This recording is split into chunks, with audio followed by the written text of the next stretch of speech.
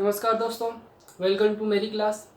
10th class के अंदर हमारा एक टॉपिक चल रहा था रियल नंबर्स। रियल नंबर्स में भी आज हम करेंगे revisiting of irrational numbers, means संख्याओं की अपरिमेयता का प्रमाण। लास्ट क्लास के अंदर हमने पढ़ा था कि fundamental theorem of numbers arithmetics. उसमें क्या पढ़ा था हम लोगों ने कि कोई भी पॉजिटिव इंटीजर्स को प्राइम फैक्टर्स के रूप में हम लिख सकते हैं। तो इसी प्रकार से मैं ये कह सकता हूँ कि कोई संख्या a है, इसको यदि कोई संख्या p से विभाजित किया जाए, यहाँ पर a क्या एक पॉजिटिव इंटीजर नंबर है, धनात्मक पूर्णांक संख्या है जिसको p से विभाजित किया जा सकता है। यदि a को p से विभाजित किया जा सकता है तो हम ये भी कह सकता हूँ कि a स्क्वेयर को भी मैं p से विभाजित कर सकता हूँ। ठीक है, यदि इस प्रकार से हो सकता है तो हम ये कह सकते हैं कि जो संख्या a है यानी कि पॉजिटिव इंटीजर है, उसको हम a को प्राइम फैक्टर्स के रूप में रिप्रेजेंट कर सकते हैं। यानी कि p से जो डिविजन है यानी कि वो p का मल्टीपल होना चाहिए। तो यानी कि हम इसको p को p1 p2 p3 dash dash pn इस प्रकार से हम लिख सकते हैं, जहां पर p1 p2 एंड pn क्या है, कोई प्राइम फैक्टर है किसका, इस पॉजिटिव इंटीजर a का है। तो हम ये भी कह सकते हैं कि a स्क्वायर को इस प्रकार से लिखा जा सकता है, इनके स्क्वायर्स के रूप में। ठीक है, तो ये जो p1 p2 और जो pn है ये संख्या क्या होगी, एक एग्जांपल से देखते हैं। सपोज करो a इक्वल्स टू 24 है, 24 को प्राइम फैक्टर्स के रूप में कैसे लिखेंगे, a 2 इंटू 2 इंटू 2 इंटू 3, यानी कि p1 2 है, p2 भी 2 है, p3 2 और p4 कितना है, p ये 3 है।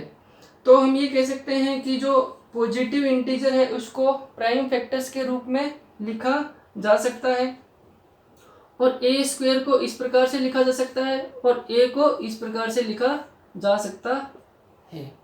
ठीक है, तो इसी थ्योरम को हम आगे अप्लाई करेंगे कि जो भी क्वेश्चन दे रखा होगा उसमें यह प्रूफ करना होगा कि गिवन नंबर जो है इरेशनल नंबर है या नहीं। प्रूफ ही करना है कि वो दी गई संख्या अपरिमेय संख्या है। एक चीज ध्यान रखिएगा, इसमें मैंने यहाँ पे एक चीज लिखी है, proof of contradiction. Contradict means विरोधाभास का विधि। इसमें क्या होगा, कोई संख्या अपरिमेय है और उसको विरोधाभास के जरिए हमें क्या है कि प्रूफ करना है कि वो अपरिमेय संख्या ही है। तो देखिए हम एग्जांपल से समझते हैं किस प्रकार से क्वेश्चंस आएंगे, तो हमको हमारी अप्रोच क्या होनी चाहिए। ठीक है, तो देखिए एक एग्जांपल लेते हैं हम। प्रमाणित करना है कि √5 जो है एक अपरिमेय संख्या है, so that √5 is a irrational number. तो हमें ये कैसे सिद्ध करना है, तो मैंने कहा था ना एक कॉन्ट्राडिक्ट है। ये कॉन्ट्राडिक्ट मतलब जो हमें अपरिमेय संख्या कहा गया है, तो आपको सबसे पहले क्या करना है, लेट अस अज्यूम कि जो आपको जो गिवन नंबर है वो उसको क्या मान, √2 is a prime number, sorry rational number. Means जो आपका √2 है वो क्या है, एक परिमेय संख्या है। और परिमेय संख्या को हम कैसे लिख सकते हैं, √2 को p/q के रूप में लिख सकते हैं, जहाँ पर q नॉट इक्वल टू 0 होता है, ये सभी को पता है। तो अब क्या करना है आपको, जब इस प्रकार से लिखो तो आप और एक चीज ध्यान रखिएगा, जहाँ पर p एंड q, p और q क्या है, सह अभाज्य संख्या, सह अभाज्य संख्या है, यानी कि को प्राइम नंबर है। को प्राइम नंबर है, इसका मतलब क्या है कि ये कॉमन फैक्टर्स नहीं है, उभयनिष्ठ गुणनखंड नहीं है। ये जो मैंने यहाँ पे लिखा है ना, को प्राइम नंबर है न कि कॉमन फैक्टर। ठीक है, तो अब क्या करना है आप लोगों को, ये जो इक्वेशन बनी है इसमें बोथ साइड में आपको क्या करना है, स्क्वायर कर देना है। स्क्वायर करोगे तो यहाँ पर कितना हो जाएगा 2, और ये क्या हो जाएगा p²/q²। इस प्रकार से आपको क्या मिलेगा, 2q² और p²। अभी मैंने आपको एक चीज इससे पहले एक थ्योरम बताई थी कि ए स्क्वायर को पी स्क्वायर की टर्म में मैं लिख सकता हूँ, को प्राइम फैक्टर्स के रूप में लिख सकता हूँ। तो यहाँ पर हमें एक टर्म मिली है 2q², यानी कि ये जो 2q² क्या शो कर रहा है कि जो ये इक्वेशन बनी है ये 2 से विभाजित है, यानी कि यदि ये 2 से विभाजित है तो ये भी क्या होगी, 2 से विभाजित होगी। ठीक है, तो इस जो p² को, यदि ये p² 2 से विभाजित होगा कोई, तो कोई संख्या जो होगी p वो भी क्या होगी, 2 से विभाजित होगी। तो हम p को इस प्रकार से लिख सकते हैं 2r, कोई अन्य दूसरा एक इंटीजर लेकर यहाँ पे लिख दीजिएगा, जहां r इज अ इंटीजर। ठीक है, तो इस प्रकार से लिख सकते हैं। तो अब आप क्या करिएगा, यहाँ पर जैसे यहाँ पर स्क्वायर किया था यहाँ पर भी स्क्वायर कर दीजिए, तो क्या आ जाएगा, p² बराबर 4r² है। तो ये हो जाएगी इक्वेशन नंबर 2। तो समीकरण जो 1 बनी है 1 व 2 से, तो समीकरण 1 क्या है, यहाँ पे भी क्या आ रहा है ये 2q² बराबर p² है, और यहाँ से p² बराबर कितना है, 4r²। तो हम इस प्रकार से लिख सकते हैं 2q² बराबर 4r²। तो इसको q² बराबर 2r², यानी कि q इक्वल्स टू 2r लिख सकते हैं। ठीक है, तो हम यहाँ से देखेंगे कि ये जो 2r² है वो क्या है, 2 से विभाजित है। तो हम ये कह सकते हैं q² भी क्या हो जाएगा, 2 से विभाजित हो जाएगा। यानी कि ये जो p और q संख्या है, तो हम ये कह सकते हैं कि p और जो q संख्या के लिए जो आपका जो 2 आया है वो क्या है कि उभयनिष्ठ गुणनखंड है। जबकि हमने ये सबसे पहले क्या माना था, p और q को प्राइम नंबर है, न कि उभयनिष्ठ गुणनखंड, कॉमन फैक्टर्स नहीं है। तो यानी कि हमें ये मानना गलत होगा कि जो √2 है वो परिमेय संख्या है, जो कि गलत है। अतः √2 एक अपरिमेय संख्या है। ठीक है, तो आपको जब भी ऐसा क्वेश्चन आए, इस 5 की जगह यदि कोई अल्फाबेट भी लिखा हो, जैसे कि √5 की जगह √5 भी लिखा हो, सॉरी √a लिखा हुआ, √b लिखा हो, कुछ भी लिखा हुआ, तो आपको जो प्रोसेस रहेगा वो यही रहेगा। तो इसको अपरिमेय संख्या पूछी है तो आपको क्या करना है, उसको परिमेय मान लेना है। परिमेय संख्या को रिप्रेजेंटेशन कैसे होता है, p/q से होता है। q ≠ 0 होना चाहिए, जहां पर q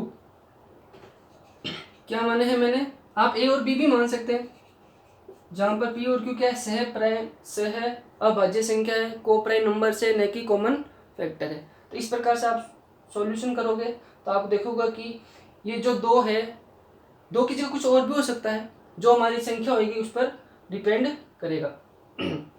आप यहाँ पे 2 की, ये मैंने √5 लिया, आप इसको √2 कर लीजिए।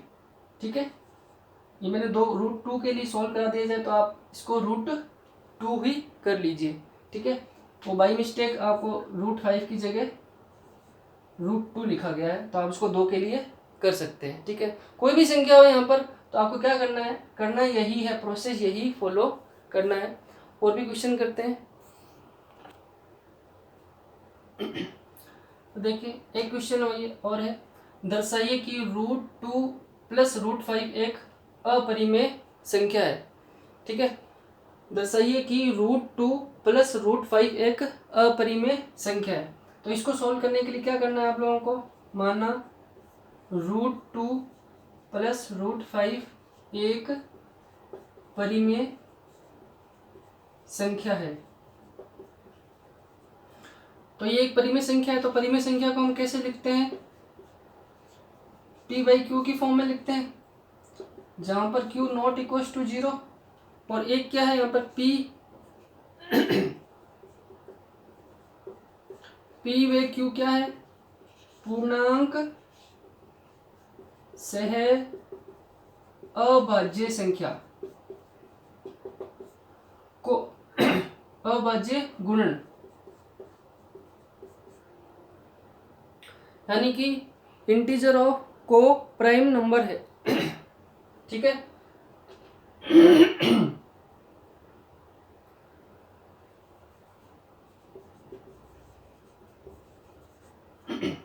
तो आपको क्या करना है, नेक्स्ट स्टेप के अंदर दोनों तरफ क्या करना है, आपको स्क्वायर करना है। स्क्वायर करोगे तो स्क्वायर करने से देखो, एक तो आपको क्या है कि सिंपल एक रूट में एक ही टर्म दे रखी है, जबकि यहाँ पर क्या है कि 2 टर्म दे रखी है रूट के अंदर। तो आपको क्या करना है, इसके अंदर एक टर्म को आप यहीं पे रख लीजिए, दूसरी टर्म को उधर भेज दीजिए। जैसे कि √2 को सेपरेट कर दिया राइट साइड के अंदर, तो √5 यहाँ पर रह जाएगा। उसके बाद आपको क्या करना है कि स्क्वायर करना है। स्क्वायर करोगे तो यहाँ पर क्या आ जाएगा, √5 का स्क्वायर कितना हो जाएगा, सिर्फ 5। इसका स्क्वायर कितना हो जाएगा, p/q माइनस √2 का whole square, a minus B का होल स्क्वायर से ओपन कर दीजिए, p² बटे में q² माइनस 2 सॉरी +2 और -2 √2 p/q, इस प्रकार से आ जाएगा। इसको इधर लेके आ जाएगी, 5 - 2 =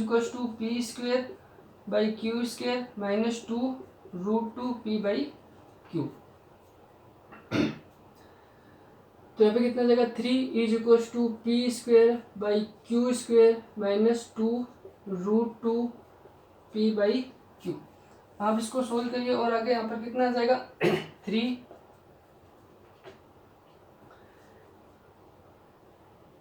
2 √2 सॉरी p/q सेपरेट कर लीजिए, p² q² माइनस का 3, 2 √2 p² माइनस 3 q², एलसीएम कितना आ जाएगा इसका, q² आ जाएगा p/q, एक q से एक q कट जाएगा, 2 √2 p = p² माइनस 3 q² आ जाएगा, 2 √2 p² माइनस 3 q²/q, और इस 2 को आप इसके नीचे भेज दीजिए।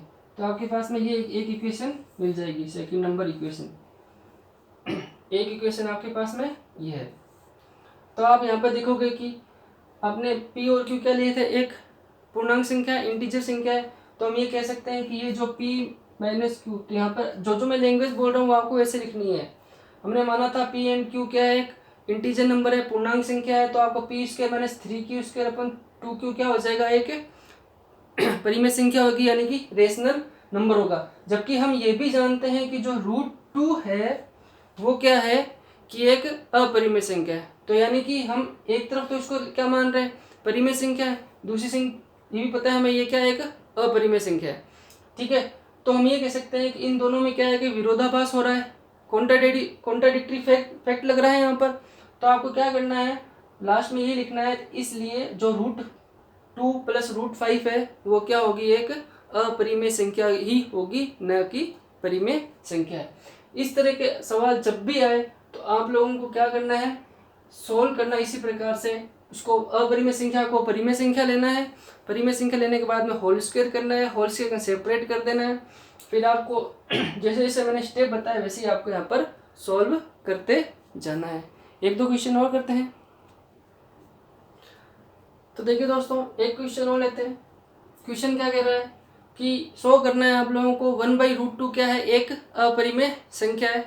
प्रोसेस सेम रहेगा। सबसे पहले आपको क्या करना है कि जो 1/√2 है इसको क्या मान लेना है, 1/√2 माना एक परिमेय संख्या है। परिमेय संख्या मतलब रेशनल नंबर है। ठीक है, तो 1/√2 को क्या लिख देंगे, p/q की फॉर्म के अंदर, क्योंकि परिमेय संख्या को रिप्रेजेंट करने का तरीका क्या होता है, p/q की फॉर्म में ही लिखते हैं। ठीक है, तो अब क्या करेंगे, दोनों तरफ क्या करोगे आप, स्क्वायर करोगे, तो 1/2 = p²/q², तो q² = 2p²। तो देखो यहाँ पर आपके पास में एक फॉर्म बन रही इस प्रकार से, q² = 2p²। तो आप ये कह सकते हो जो 2p² टर्म है वो किससे विभाजित हो जाएगी, 2 से विभाजित होगी। 2 से विभाजित होगी यानी कि 2p² भी 2 से विभाजित होगी। यदि ये एक 2 से विभाजित हो रही है तो q² भी क्या होगा, 2 से विभाजित होगा। यदि ये 2 से विभाजित है तो q भी क्या हो जाएगी, 2 से विभाजित हो जाएगी। तो बाकी सेम प्रोसेस क्या रहेगा, जो फर्स्ट क्वेश्चन कराया था वैसा का वैसा ही रहेगा। तो और जबकि आप देखो जैसे जैसे मैंने लैंग्वेज बताई है, आपको लैंग्वेज वैसे ही लिखनी है। जैसे आपने p और q किया है, आपका पूर्णांक संख्या है लेकिन कैसी, को प्राइम नंबर से, न कि कॉमन फैक्टर से। ठीक है, इसी प्रकार से आप इसको आगे सोल्व करो, जिससे हमें ये पता लग जाएगा कि ये और आगे किससे विभाजित होने वाली है। तो Q square is equal to क्या हो जाएगा, 2p² आ जाएगा। तो हम ये कह सकते हैं ये 2 से विभाजित है, तो क्यू भी क्या हो जाएगी, 2 से विभाजित हो जाएगी। तो आगे हम क्या करेंगे इसके लिए ठीक है, तो ये 2p² जो है 2 से, इसे ये लैंग्वेज लिखनी है, 2 से विभाजित होगी, तो p भी क्या हो जाएगा, p भी 2 से विभाजित होगी। यदि p 2 से विभाजित है तो q भी क्या हो जाएगी, 2 से विभाजित होगी। तो मैं इस q को क्या लिखूंगा, एक और फॉर्म में लिख सकते हैं, q is equal to 2 into R. ये 2 इंटू आर क्यों लिख रखे हैं, यदि 2 से विभाजित कब होगी, जब 2 का मल्टीपल होगी तभी वो 2 से विभाजित होगी, जैसे कि लास्ट क्वेश्चन में किया था। तो q is equal to 2r, दोनों तरफ होल स्क्वायर कर दीजिए, तो कितना हो जाएगा, q square is equal to 4r²।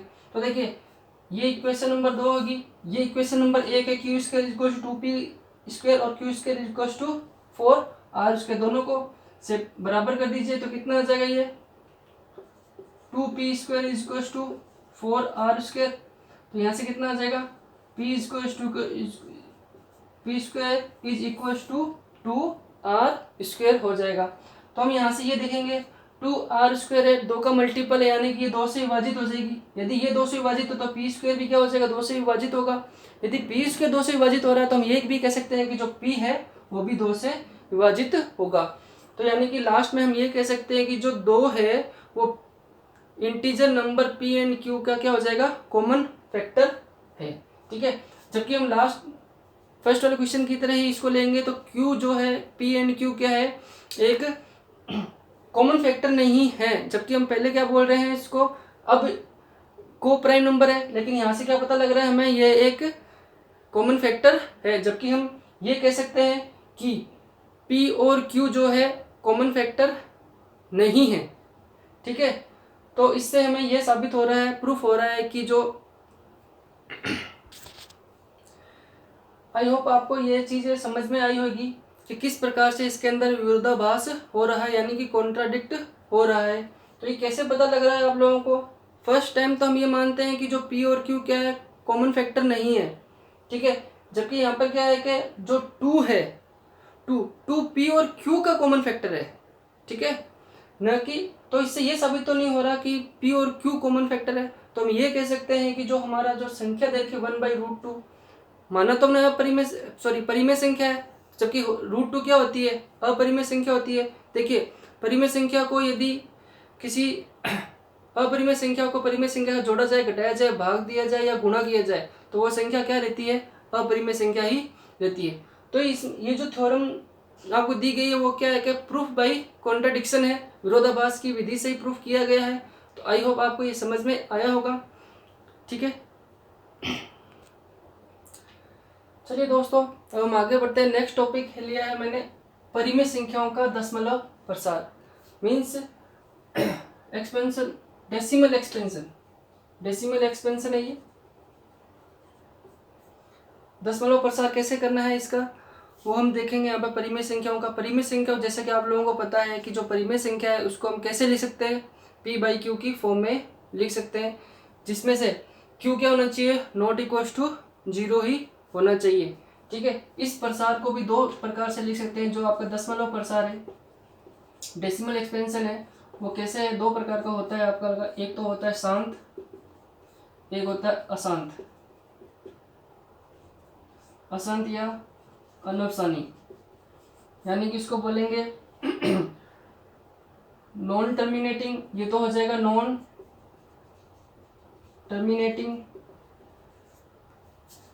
Terminating repeating, और ये हो जाएगा टर्मिनेटिंग।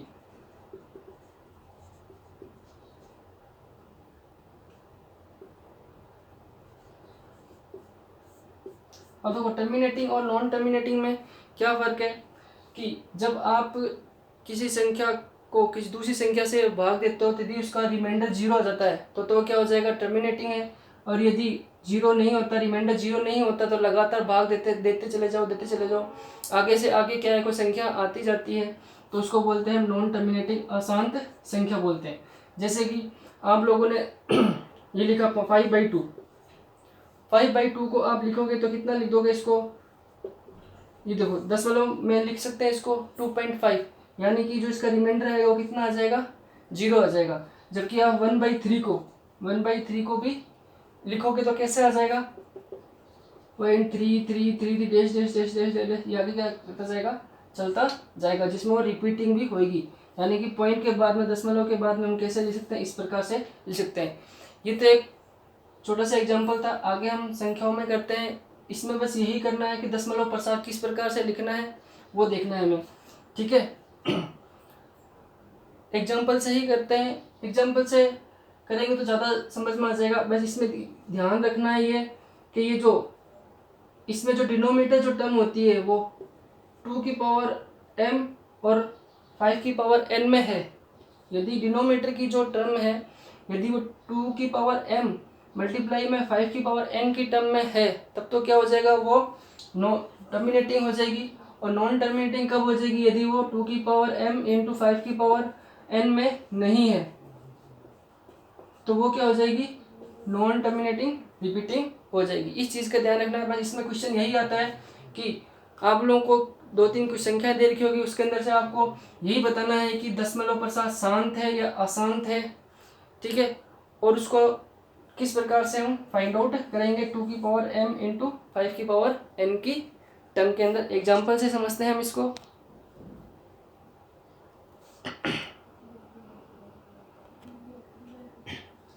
देखिए, ये मैंने कुछ 3 प्राइम परिमेय संख्या लिखी है 17/8, यानी कि p/q की फॉर्म के अंदर है। तो इसमें देखना है आप लोगों को, ये बताना है कि जो डेसिमल एक्सपेंशन लिखा जाएगा जो इसका, वो कैसा होगा।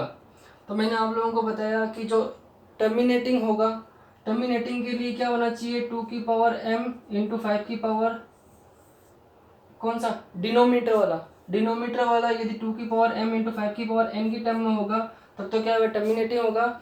यदि वह इस टर्म में नहीं होगा तो वो क्या होगा, नॉन टर्मिनेटिंग होगा।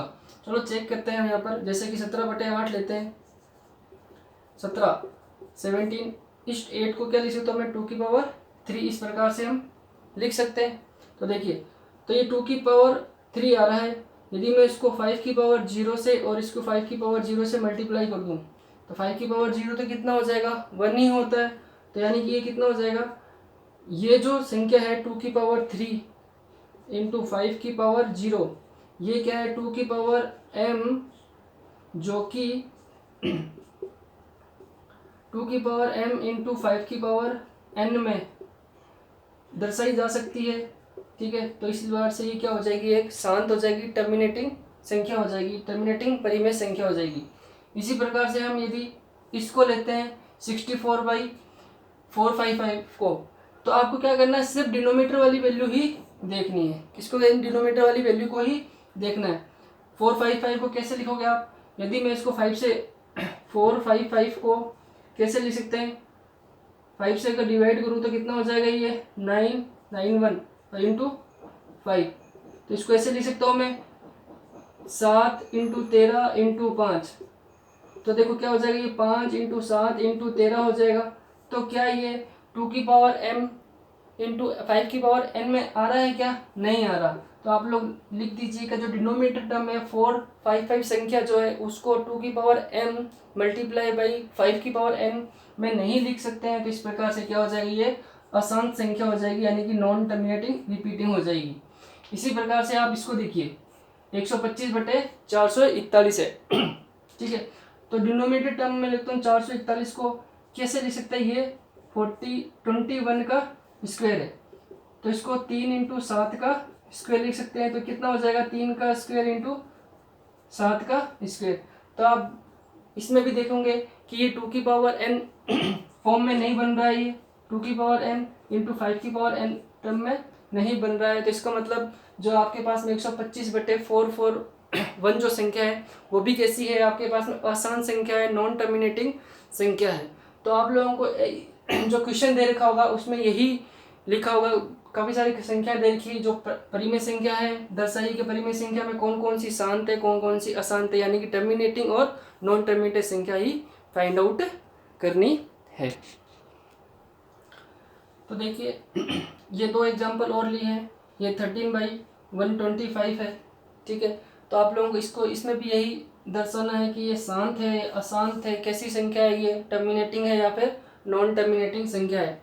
13/125 जो आपका डिनोमिनेटर वैल्यू है उसको कैसे लिख सकते हैं हम, ये 5 की क्यूब है, ठीक है। हमें क्या करना होता है, 2 की पावर m इंटू 5 की पावर n में लेना होता है। तो आप देखिए ये क्या है,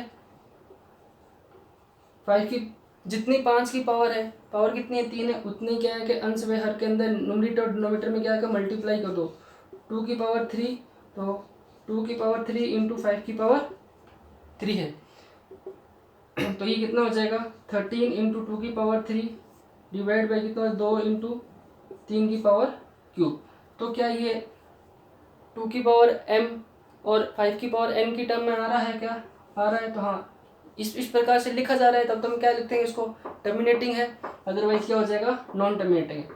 दूसरा क्वेश्चन कैसे पूछ सकता है इसके अंदर कि इसको दशमलव प्रसार में लिखिए। तो आप लोगों को क्या करना होगा, दशमलव प्रसार के अंदर 13 इंटू 8 मल्टीप्लाई करोगे और उसको क्या करोगे डिवाइड करके देखोगे कितना आ रहा है, तो वो दशमलव प्रसार हो जाएगा इसका। इसी प्रकार से हम इसके लिए करते हैं। तो देखिए 49 है देखिए इसमें तो क्या है कि सिर्फ 5 की टर्म ही आ रही थी, जबकि क्या है इसके हम ऐसे लिख सकते हैं 250 इंटू 2 भी लिख सकते हैं इसको, ठीक है। और कैसे लिख सकते हैं आगे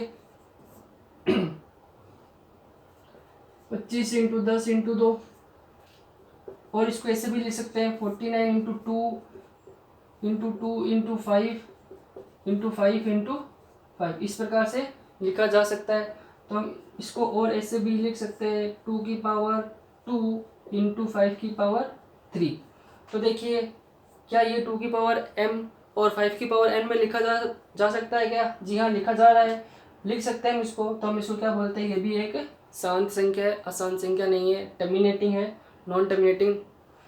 अब देखो उससे ये आप लोग इसमें ये भी देखोगे कि दशमलव प्रसार, एक चीज़ ये भी ध्यान रहेगा कि दशमलव प्रसार यानी कि पॉइंट के बाद में, दशमलव के बाद में कोई संख्या रिपीट हो रही है, यदि रिमाइंडर नहीं आ रहा है तो इसका मतलब क्या है, वो संख्या आगे से आगे भाग लगता जाएगा। यदि पूरा भाग चला जाता है तो क्या हो जाएगी, वो टर्मिनेटिव संख्या हो जाएगी, अदरवाइज क्या हो जाएगी, वो नॉन टर्मिनेटिव संख्या हो जाएगी। यानी मतलब भाग लगातार दिया ही जा रहा है, दिया ही जा रहा है, दिया ही जा रहा है। इसी प्रकार से जैसे कि 1/3 था, और 1/3 इसको मैं यदि 23/3 लिखूंगा तब भी क्या हो जाएगा, ये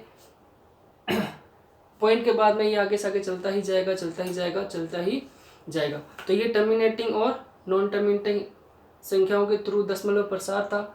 आई होप आपको समझ में आया होगा ठीक है, आप प्रैक्टिस कीजिएगा तो आप लोगों को क्या है कि ये सारे एग्जाम्पल क्लियर हो जाएंगे। Thank you.